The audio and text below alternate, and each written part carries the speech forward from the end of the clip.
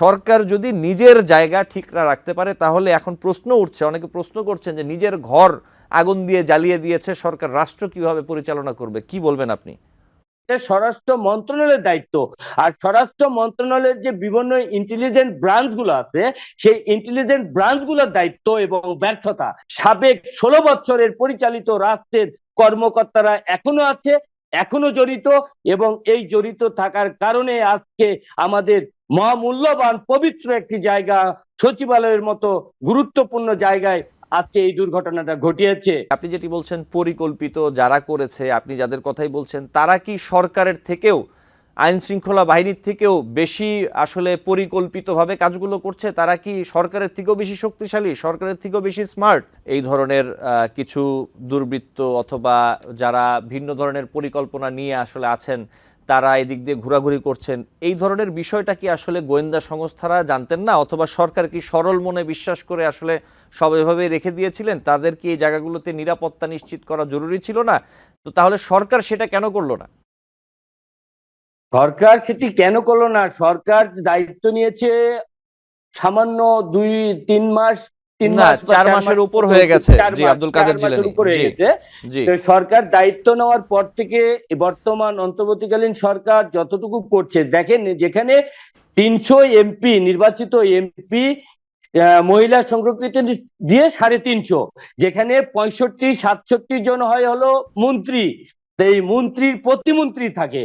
আর আজকে আমাদের অন্তর্বর্তীকালীন সরকারে সামান্য কয়েকজন উপদেষ্টা মিলে কাজগুলো করছে। সেক্ষেত্রে যদি আসলে আব্দুল কাদের জিলানী, যদি সেই ক্ষেত্রে আমি প্রশ্নটি রাখতে চাই আপনার কাছে, সেই ক্ষেত্রে যদি মনে হয় যে আসলে অন্তর্বর্তীকালীন সরকারের কাজ করার জন্য আরো বেশি লোকবল প্রয়োজন, অথবা আরো বেশি উপদেষ্টাদের, যেমন আমরা দেখেছি যে একাধিক দফায় উপদেষ্টা পরিষদ বাড়ানো হয়েছে, আরো বেশি উপদেষ্টাদের নিয়োগ দিতে পারেন, অথবা প্রশাসনিক জায়গায় যেসব জায়গায় পরিবর্তন কিছু জায়গায় হয়েছেও আমরা দেখেছি, সেই সব জায়গায় প্রয়োজনীয় লোকজন তারা তাদের মতো করে দিতেও পারেন, তো সেটাও তো করা যেত। প্রশ্ন আসলে নানান ঘটনা আসলে ঘটছে, কিন্তু বিষয়টা হচ্ছে যে সচিবালয়ের মতো জায়গায় আপনি, আমরা যেটা দেখলাম যে সচিবালয়ের মতো জায়গায় যে অগ্নিকাণ্ডের ঘটনা, এই ঘটনা দুর্ঘটনা না পরিকল্পনা আনুষ্ঠানিকভাবে আমরা এখনো জানি না, কিন্তু সেটা নিশ্চয়ই তদন্তে বেরোবে।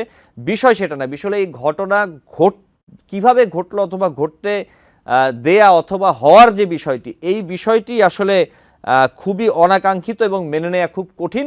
যে বা যারা করেছে তারা তো অপরাধী অথবা তারা অভিযুক্ত হবেন হয়তোবা, কিন্তু সরকার এখানে আসলে কি করলো? একটি সচিবালয়ের মতো জায়গা, গত 53 বছরে বিভিন্ন সরকার এসেছে, বিভিন্ন সরকার গিয়েছে, বিভিন্ন প্রশাসন এসেছে, বিভিন্ন প্রশাসন গিয়েছে, আইন শৃঙ্খলা বাহিনী, ভালো মন্দ, অভিযোগ সবকিছু যত যাই বলি সবাই ছিল।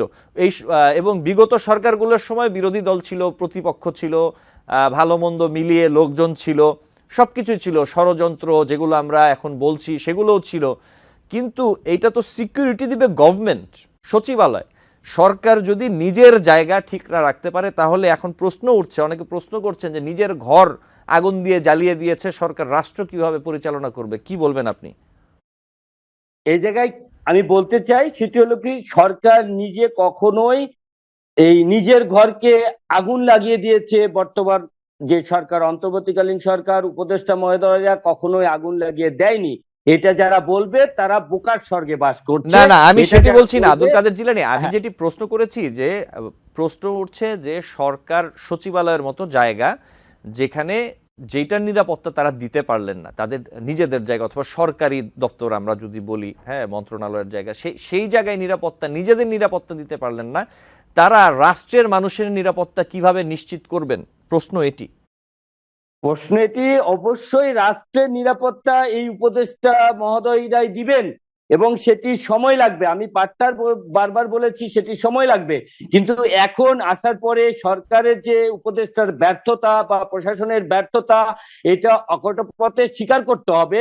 এটা প্রশাসনিক ব্যর্থতা। এখানে যিনারা আছেন, উপদেষ্টা মহোদয় তো তার দায়িত্ব নাই, এটা স্বরাষ্ট্র মন্ত্রণালয়ের দায়িত্ব।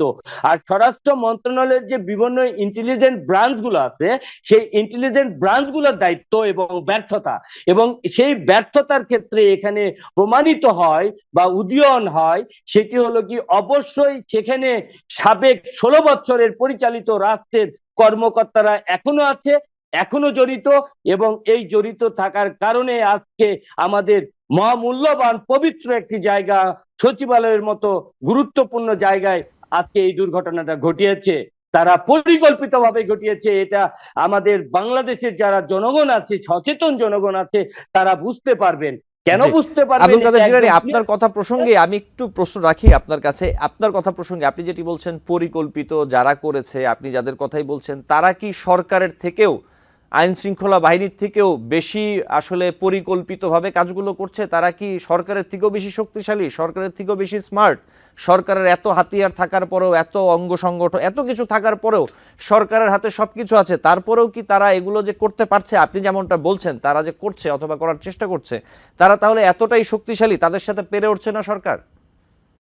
তাদের সাথে পেরে ওঠাটা সময় লাগবে, সময়ের ব্যাপার। এখন এই মুহূর্তে পারবে না, পেরে উঠছে না। কারণ ইন্টেলিজেন্ট ব্রাঞ্চ তো 7টা ব্রাঞ্চ, এই 7টা ব্রাঞ্চ মিলে তারা তাদের নিয়ন্ত্রণে এখনো এখনো এই বাংলার মাটিতে আবার পুনরুদ্ধার ভাবে পুনরায় আওয়ামী পন্থী বা আওয়ামী সরকার বা সাবেক খুনি শেখ হাসিনাকে বাংলাদেশে প্রবেশের জন্য, বাংলাদেশে প্রতিষ্ঠিত করার জন্য কিছু লিপ্ত আছেন এবং তাদের দ্বারাই এই পরিকল্পনা করছে।